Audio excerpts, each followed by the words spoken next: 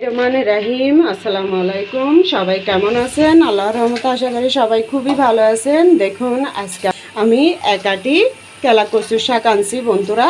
এই একাটির দাম হচ্ছে 10 টাকা। তো এখন আমি পাতাগুলো সবগুলো ছাড়াই নেব। এরপর আপনাদের সাথে দারুণ একটা কেলা কচুর শাকের রেসিপি করে দেখাবো। যদি ভালো লেগে থাকে তাহলে বন্ধুরা আমার সাথেই থাকুন। কেটে ধুয়ে ভালো করে পরিষ্কার করে নিই। তো বন্ধুরা দেখুন শাকটা ভালো করে পরিষ্কার করার পরে আমি ভালো করে ধুয়ে নিলাম। ধুয়ে নেওয়ার পরে এখন সুন্দর করে দেখুন আমি এখানে কেটে নেব, একদম কুচি কুচি করে কেটে নেব। তো আপনারা চাইলে একটু বড় ছোট রাখতে পারেন, সমস্যা নেই। এভাবে করে কেটে নেব। দেখুন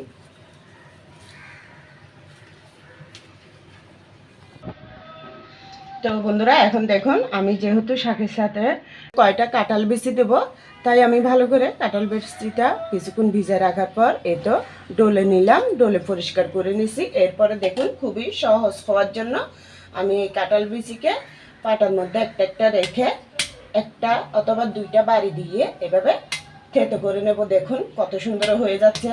যেহেতু আমরা বটকির মাধ্যমে কাটলে একটু সময় লাগে অথবা ছুরি দিয়ে কাটলে একটু সময় লাগে।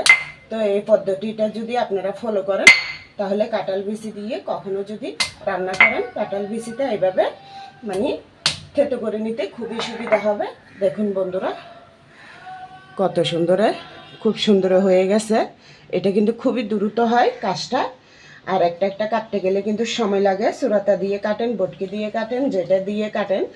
তো বন্ধুরা আমি এগুলো সব থেতো করে নিয়ে একটা একটা করে, একটাও করা যাবে, দুইটাও করা যাবে। তো বন্ধুরা আমি এই পাটা দিয়েই পাটার উল্টা ফিটে আমি কাঁঠাল বিচিটা ডলে নিছি। আবার সোজা ফিটে আমি এই যে উল্টো দিয়ে এভাবে থেতো করে নিচ্ছি। তো পাটার মাধ্যমে আমার কাঁঠাল বিচিটা ডলা হয়ে গেল, আবার থেতো করা হয়ে গেল, মানে কাটাকুটির কাজও হয়ে গেল। তো আপনাদের কেমন লাগলো এই পদ্ধতিটা? নিশ্চয়ই ভালো লাগতে পারে। তো আপনারাও করতে পারেন এভাবে। রান্নাটা শুরু করে দিচ্ছি। এতো দিয়ে দিলাম সয়াবিন তেল, স্বাদ অনুযায়ী তেলটা দিয়ে দিলাম। কড়াইটা ধরে একটু ঘুরে দিলাম তেলটা চতুর্দিকে। তো বন্ধুরা পেঁয়াজ বাটা দিয়ে দিলাম, রসুন বাটা দিয়ে দিচ্ছি 4 চামচ, ছোটোগুলো 1 চামচ হবে। তো পেঁয়াজ বাটার রসুন বাটার কাঁচা গন্ধটা যাওয়া পর্যন্ত আমি এভাবে একটু ভেজে নিচ্ছি তেলের মধ্যে। 1 চামচ হলুদের গুঁড়ি দিয়ে দিলাম, 1 চামচ মরিচের গুঁড়ি দিয়ে দিলাম, স্বাদ অনুযায়ী লবণ দিয়ে দিচ্ছি। এখন আগে একটু নেড়ে দিই, মশলা পুড়ে যাচ্ছে তাই আগে একটু পানি দিয়ে দিলাম। ছোটো চামচগুলোতে আমি ধনিয়ার গুঁড়ি দিলাম 1 চামচ, জিরার গুঁড়ি দিলাম 1 চামচ। এগুলো কিন্তু তেলে রাখা, টালার পরে আমি ব্লেন্ডার করে গুঁড়ো করে রাখছি। মশলাটা আমি কষিয়ে নিলাম এভাবে কাঁচা গন্ধ যাওয়া পর্যন্ত, মানে 2-1 মিনিট কষিয়ে নিলাম মশলাটা। তো এখন দেখুন এই যে কাঁঠালের বিচিটা ভালো করে ধুয়ে নিলাম, এটা 1 বাটি হয়েছে। তো এটা দিয়ে দিলাম এই মশলার মধ্যে। বিচিটা আগে আমি ভালো করে কষিয়ে নেব। কাঁঠালের বিচিটা এমনভাবে কষাতে হবে যাতে আদা সিদ্ধ হয়ে যায়, এমনকি আদা সিদ্ধর থেকেও বেশি সিদ্ধ হলে ভালো হবে। আর দেখুন এইভাবে মশলার মধ্যে খুবই সুন্দর করে কষিয়ে নিতে হবে। এই তো দেখুন খুবই সুন্দর করে এভাবে মশলার মধ্যে ভেজে নিলাম বিচিগুলো, কাঁঠালের বিচি। তো এভাবে ভাজলে হয় কি বন্ধুরা, লবণ মশলা সব পারফেক্টভাবে বিচির মধ্যে যাবে, খুবই ভালো লাগবে। তো এভাবে আমি 5 মিনিট হয়ে গেছে ভাজতে ভাজতে। তো এখন এই যে একটু গরম পানি দিয়ে দিচ্ছি। এভাবে গরম পানি দিয়ে একটু আমি এটা কষিয়ে নেব। যেহেতু আদা সিদ্ধ হতে হবে বা এর চেয়ে বেশি সিদ্ধ হতে হবে, এখানে শাক আর আমি মুসুর ডাল দেব সাথে। শাক আর মুসুর ডাল সিদ্ধ হতে কিন্তু তেমন সময় লাগে না, তাই আগে বিচিটা ভালো করে মশলার মধ্যে এভাবে কষিয়ে সিদ্ধ করতে হবে ভালোভাবে। আবারও ভালো করে পানি দিয়ে দিচ্ছি, এটা এখন সিদ্ধ হতে থাক। বন্ধুরা দেখুন এতো সম্পূর্ণ পানিটা শুকানো পর্যন্ত আমি এভাবে শুকিয়ে নিলাম। সেই সাথে কাঁঠালের বিচিটা সিদ্ধ হয়ে গেছে। কোনোটা একদম বেশি সিদ্ধ হয়েছে, কোনোটা কম হয়েছে, তাতে সমস্যা নাই। যতটুকু সিদ্ধ হওয়ার বাকি আছে এটা শাক আর মসুর ডাল দেওয়ার পর একসাথে আবারও সিদ্ধ হয়ে যাবে। তো এখানে মশলাটা যাতে লেগে না যায় আমি আবারও একটু পানি দিয়ে দিলাম আগে। সকালবেলায় আজকে রান্নাটা করতেছি 9টা সাড়ে 9টার দিকে। তো কথাটা বলতেও কিন্তু কষ্ট হচ্ছে, সকালবেলা উঠে মাত্র রান্না করতে হচ্ছে, যেহেতু মেয়েটার এখন পরীক্ষা শুরু হয়েছে, প্রথম স্বামী 6-এর। তো এখন এদিকে চতুর্দিকে মাছালা তরকারিওয়ালা সবাইও রান্নার সময় এসে ডিস্টার্ব করতেছে, মানে ওদের তো বিক্রি করতে হবে আর আমার রান্নার কাজ রান্না করতে হবে। তো বন্ধুরা আপনারা কষ্ট করে ভিডিওটা দেখে কথাগুলো শুনে বুঝে নেবেন আর ক্ষমার দৃষ্টিতে দেখবেন, যেহেতু আমি ডাইরেক্টলি কথা বলে রান্নাগুলো করি তাই একটু হয়তো ডিস্টার্ব হতে পারে। তো এখন আমি শাকটা সবগুলো দিয়ে দিছি বন্ধুরা। তো এই যে বললাম মেয়েটার পরীক্ষা, ও 12টা বাজে চলে যাবে, মানে দুপুর 12টার থেকে বিকাল 3টা পর্যন্ত পরীক্ষা হবে, 3 ঘন্টা। তো এর মধ্যে আবার 1 ঘন্টার মধ্যে এসে, মানে ধরেন 3টা ছুটি হলে এসে খাওয়া দাওয়া করে এর আগে গা গোসল দিয়ে এরপরে আবার 4টার দিকে প্রাইভেটে চলে যেতে হয়, স্কুলের ওখানে কোচিংয়ে দিয়ে দিছি। তো ওখান থেকে আবার আস্তে আস্তে 6টা, তো 6টা বাজে আসলে আমার কিন্তু রান্নার ভিডিও নাই আজকে।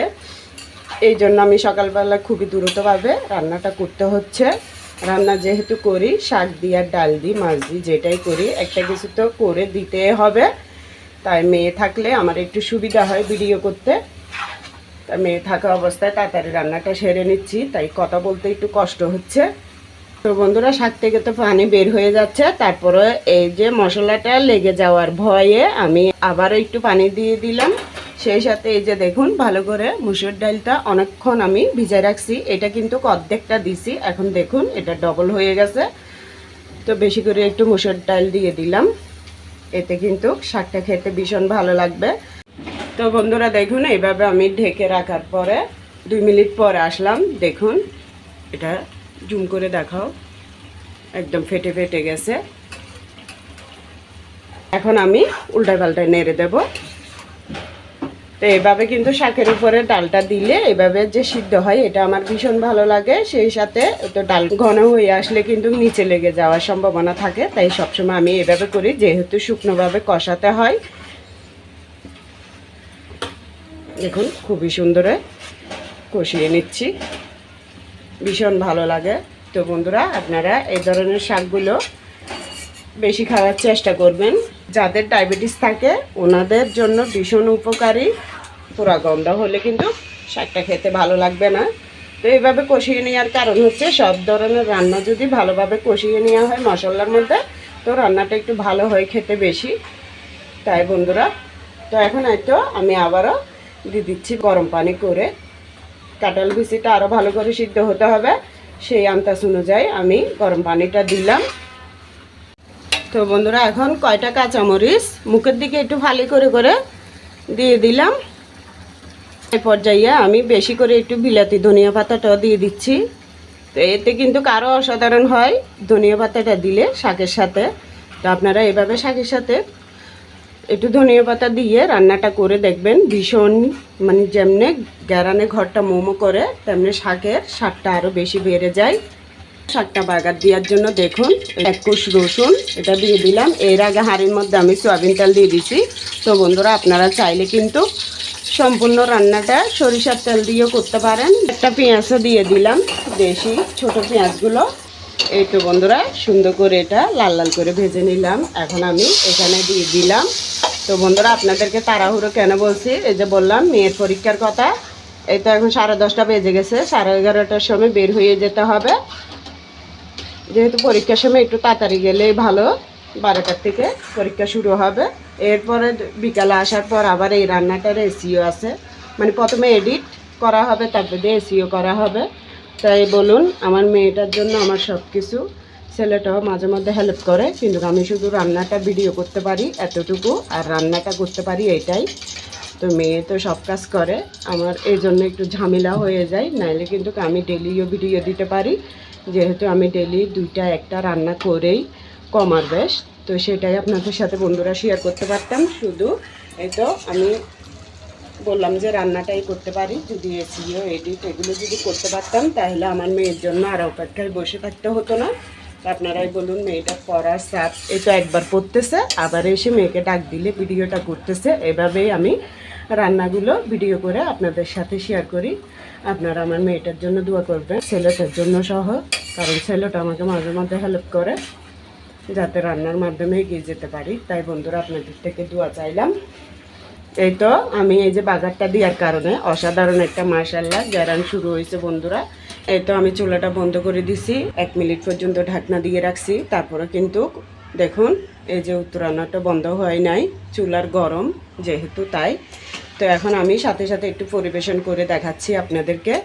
যেহেতু এখন তরকারিটা রান্নার পরে কিছুক্ষণ আমি রেখে দিই চুলার মধ্যে, এরপরে কিন্তু উপরে তেল ভেসে উঠে। তো এখন কিন্তু আমার ওই তেলটা ভেসে ওঠার ওই সময়টা করার নেই, মানে ওই সময়টা করার এখন সময় নেই। তো এই জন্য আমি সাথে সাথে আপনাদের সাথে একটু পরিবেশন করাটা দেখাচ্ছি, কিন্তু এটা আমি আবারও হাঁড়ির মধ্যে ঢেলে দেবো আপনাদের সাথে শেয়ারটা করার পর। তো বন্ধুরা এমনি তো শাক বলতে, সবজি বলতে শরীরের জন্য ভীষণ উপকারী। তো আপনারাই বলুন আমার আজকের এই রান্নাটা আপনাদের কেমন লাগলো বন্ধুরা। যদি ভালো লাগে লাইক কমেন্ট শেয়ার করে দিয়েন। এই তো কাঁঠালের বিচি আর মুসুরের ডাল দিয়ে এত সুন্দর এত মজাদার একটা অসাধারণ রেসিপি করে দেখালাম। তো এই ধরনের রেসিপিগুলো থাকলে বন্ধুরা দেখবেন। তো দেখুন তো কেমন লাগলে বন্ধুরা কমেন্টে জানাইন, ভালো লাগলে লাইক কমেন্ট শেয়ার করে দিয়েন। তো সবাই সাথে থাকবেন। আল্লাহ হাফেজ, আসসালামু আলাইকুম। এই তো দেখুন আপনাদেরকে বললাম না, আবারও হাঁড়ির মধ্যে ঢেলে দিলাম পরিবেশনের পরে।